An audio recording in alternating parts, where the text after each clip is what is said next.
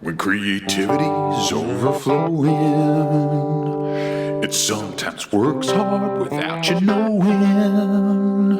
So here's some memories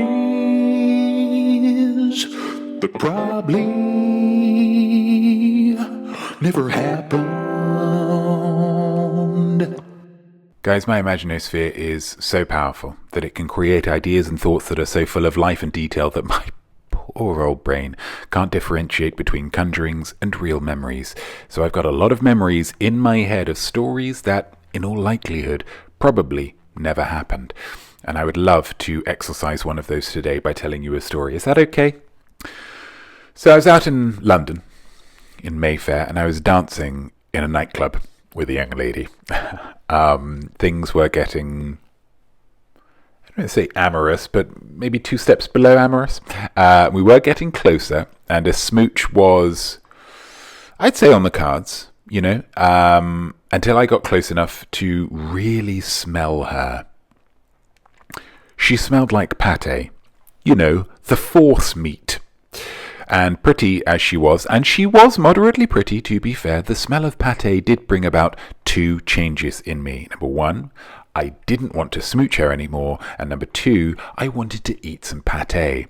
So I let her down, courteously as ever, and I went to find my nightclub buddy that evening, Eddie Redmayne.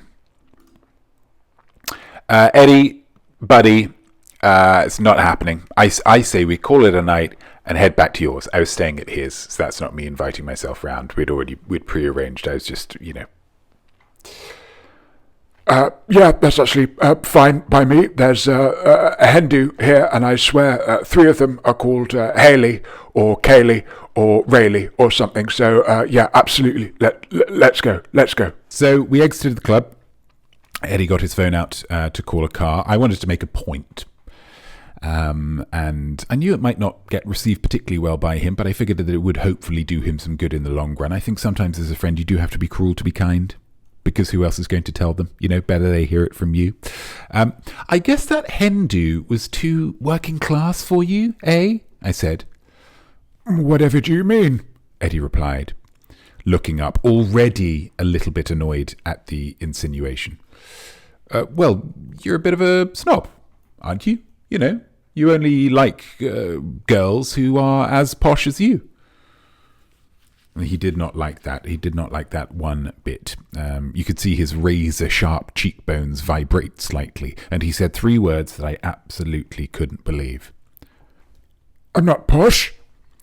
I laughed, but he was deadly serious. It was like if a giraffe told you that he wasn't lanky, or Lucy Liu told you that she was of average attractiveness. A massive lie. I had to press the matter. You're not posh? Absolutely not. I'm a regular chap, boy, guy, a man of the people, he said. A man of the people. Those are the words that he used. So you won't mind getting a night bus home, then, instead of a cab? His eyes flickered, only briefly. As we all know, he's a great actor. Love to, mate. Where do we get the night bus from? We worked out we needed to get the N205 back to his, where I was staying that night, and so off we went on a little stroll to the bus stop. See, you only think that I'm posh because I've been typecast as an upper-class actor in every single film I've ever done. You see... He tailed off. He was staring at something behind me, and I looked around. There was a London fox strolling home full of chips. Eddie was transfixed. I decided to up the stakes. Fancy a Mackie D's on the way back, which was me showing admirable commitment to this particular project, bearing in mind, of course, what I really wanted to eat was some pate. Yeah, I'd absolutely love a Mackie D's. Where should we go to get one? He asked, standing in front of a McDonald's. I had to laugh. Probably from McDonald's, Eddie, I replied, suppressing a smile. Oh, they sell them here now, do they? That's excellent. Good for them.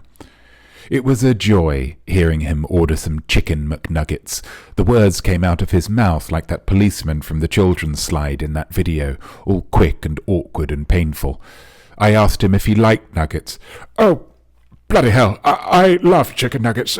Sometimes You just have to eat some chicken that's been mechanically recovered, don't you?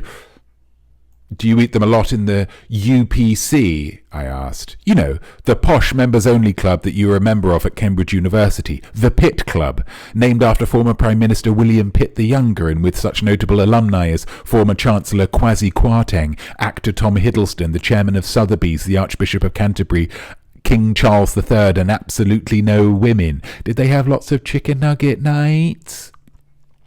Actually, we started letting women in 2017. Ah, my mistake. You know, when you've kind of made your point even when they're arguing. To be fair to him, he finished his nuggets, dry though, because when they asked him what sauce he wanted, he asked for a lemon beurre blanc. We managed to find the bus stop and got on in spite of him slapping a £20 note down in front of the driver, and we took our seats. I noticed him catch sight of another fox on the way back. He seemed to absolutely love them. I noticed a fellow with a Glasgow Celtic football shirt on, and encouraged Eddie to make friends, seeing as he was a man of the people. He gamely approached. Hello, my old mucker. How is your evening panned out? Well, not too good actually, pal. I came down to watch the Celtic Arsenal game where we got absolutely hammered 3-0 by half time. Managed to pull one back, but overall it was not a good game, so I had a few hours before I was getting my coach back. I thought I'd just get absolutely pushed, but I spat fire because I'm pretty sure I'm on the wrong bus now. Can you help me get to Victoria? Eddie's face was a picture. I've seen him in The Theory of Everything, but acting like he understood a word of that was his greatest acting achievement. It's always the way, isn't it? Gosh, well, I'll let you get on. Eddie quickly swooped back next to me. He's had a really great night, actually. So we got off near his house and we were walking back, bathed by the orange glow of London street lights, and I told him, Eddie, it doesn't matter that you're posh. I like you all the same.